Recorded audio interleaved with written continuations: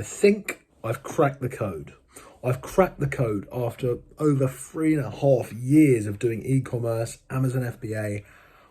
I'm building a brand. I do online arbitrage. We did over 70,000 last month. And I think I've cracked the code on the difference between the successful sellers and the non-successful sellers. And this goes for any model within Amazon. Online arbitrage, wholesale, private label, bundles, whatever you're doing, brand building, whatever you're doing, I think I've cracked the code. And a lot of people probably won't want me to share this because they say, why don't you just keep that to yourself? But I'm all about just that giving and just putting out that value. And the truth is 99.9% of people aren't going to action this anyway. They're not going to action this. They're going to listen to this. And they're just going to carry on with their day and not make any notes or anything like that. I've been selling for coming up to 3 years now.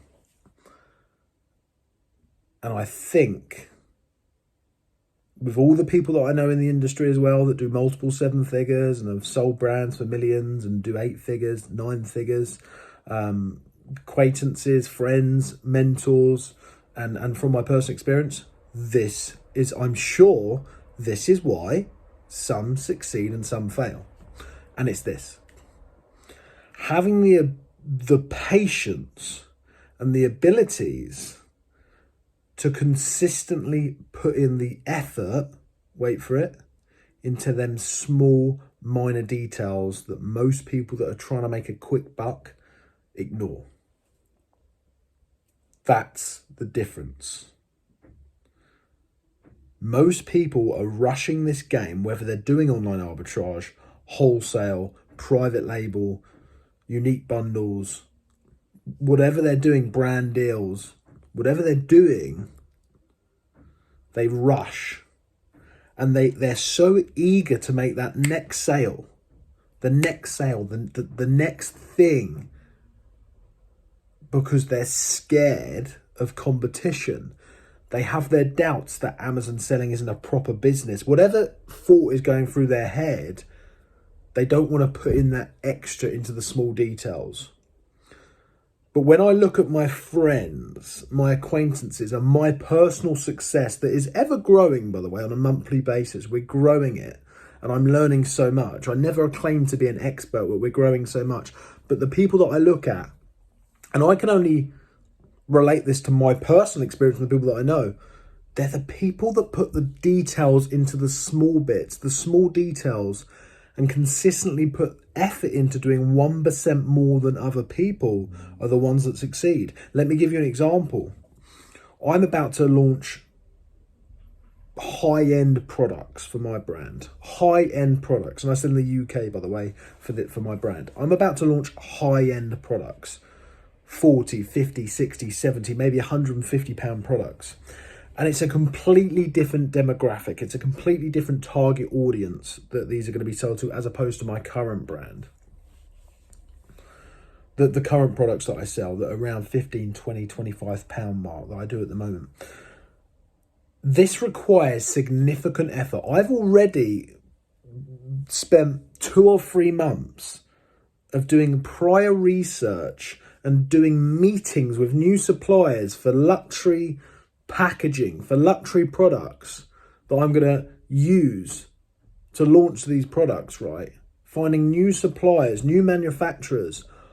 I've been putting the legwork in. I've been going to meetings and spending money on taxis to go to meetings, trains to go to meetings, not to mention my time, 2.5-hour meetings I've done with pretty significant players in this game. And we're at the stage we're at now, and I haven't even launched any of the products that I've had this idea, that I've invested hours and hours and hundreds of pounds probably so far into ideas that are not yet come to fruition. But me putting in that extra effort, the extra 10, 15% effort, eventually is going to put me way ahead of my competition by launching products that others are simply not putting the effort into launch. Anyone can do this, but they're not putting the effort in, the delayed gratification that it takes and the time delay it takes to put that effort in. That's my experience, right? And I know that doing this puts me in the 1% category of some of the best sellers in the UK. I know that. And I'm not just talking about turnover here. I'm talking about the quality of the products that you're putting out into the marketplace. The quality. Yeah? That's the difference. And if you could also relate that to something else. Let's talk about my online arbitrage side of the business, which is not a brand building. Okay, some of you might be thinking, oh, that's good for a brand, but what about if I'm doing arbitrage or just reselling? Many different models that you can do on Amazon. Here's the thing. You can relay this to many different types of selling on Amazon. Let me give you an example of my online arbitrage business. I've got 3 key players in that business, partnerships that I have. We've got a team of multiple VAs.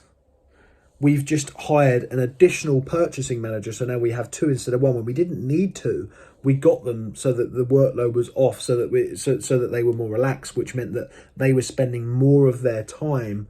Although it's costing us more, the marginal gains that are increasing on our side are significant because now they have more time to analyze deals, more time to train the rest of the team to make sure they're sourcing the best possible deals, which puts us ahead of the competition, puts us higher margins, higher profit.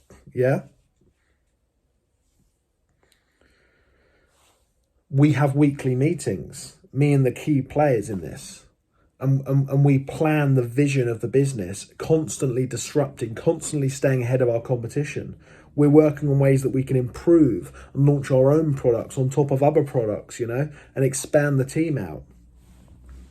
And for people that are doing wholesale, I know a seller that's extremely successful. I think probably does 2 million, something like that, a year in wholesale. I'm not going to mention any names, but he's a friend, a distant friend of mine. And he's one of the top wholesalers on Amazon in the UK. And the reason he is because he's put so much time into creating his own warehouse, getting his own team. But not just that, like, mate, he's so efficient on them small details that really, really matter, of just their marginal gains. How can I get 0.1% extra margin out of my products? How can I get 1% more out of my team? How can I get 10% more product shipped that day, which brings that total shipping cost per item from 30p to 28p, for example, so I can get more profit? That's what he's like, and he's put that effort in. So whatever strategy you're doing, I'm convinced this is the answer. Put the 1% more effort in than everyone else is on a consistent basis, and you're going to be that 1% better and disruptive and stay ahead of the competition. I'm convinced that is the answer to this. From the lessons that I've learned, the implementations that I do on a daily and weekly basis, and from my mentors and the people that I see that are doing way bigger stuff than me, it's all about that execution. So I hope that video's helped. Make sure you like, subscribe, and I'll see you in the next video.